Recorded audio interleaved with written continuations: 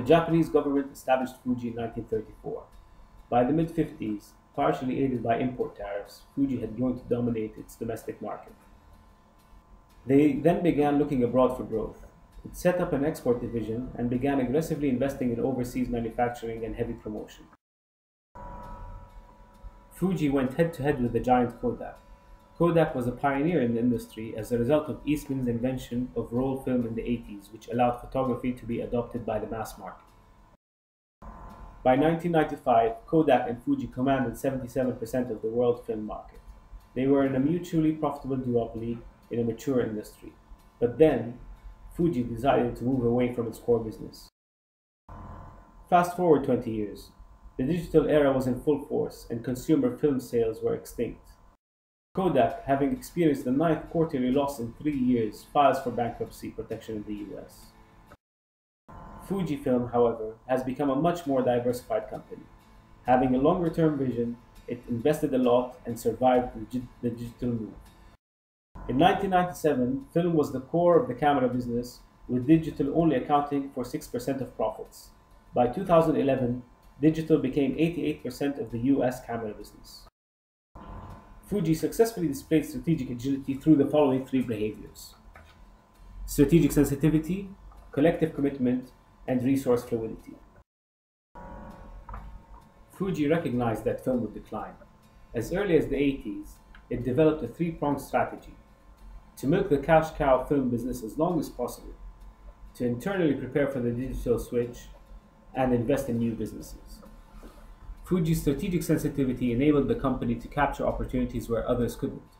As sales from film were dying out, Fuji realized the opportunity in additional revenue through installing kiosks to print digital photos. Worth mentioning is that it did so using its own technological systems, capturing every last drop of cash in this business. Others, however, had to partner and share the income. The company's strong strategic anticipation and forward thinking enabled it to establish security buffers in times of need. In 2000, the company spent $1.6 billion for an additional 25% stake in Fuji Xerox. This gave Fujifilm the ability to control the joint venture strategy and to consolidate its hefty earnings, creating a cushion for the future. Fuji's leadership principles were key to its collective commitment. As is common in Japanese company culture, they were not entirely driven by the need to deliver quarterly returns to shareholders. Instead, the long-term interests of the company drove its decisions. Technological change did at first spark an internal power struggle. Komori called the advocates of the consumer film business lazy and irresponsible for not preparing better for the digital onslaught. He won his argument and ensured the collective commitment of the leadership team on Fuji's new strategy. Fuji developed an organizational culture that supports change and continuous improvement, all in the goal of serving the customer. Fuji also aggressively restructured its business in the early 2000s, with almost 20% of the workforce laid off and underperforming businesses shut down. In one 18-month stretch, they booked more than $3.3 billion in restructuring costs. This hit Fuji's short-term profits. However, they made inroads into other industries that allowed them to survive the death of film. Fuji was strong in its ability to find new applications for its existing know-how, rather than concentrate on finding the new digital imaging technology like others did. Once a new application was established, Fuji then strengthened its position through acquisition and partnerships, and this worked perfectly. For example, Fuji sought new outlets for its expertise in film.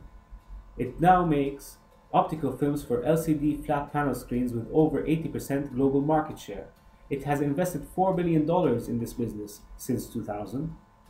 A second example is how they used the 4,000 antioxidants used in film production to create a successful cosmetics line.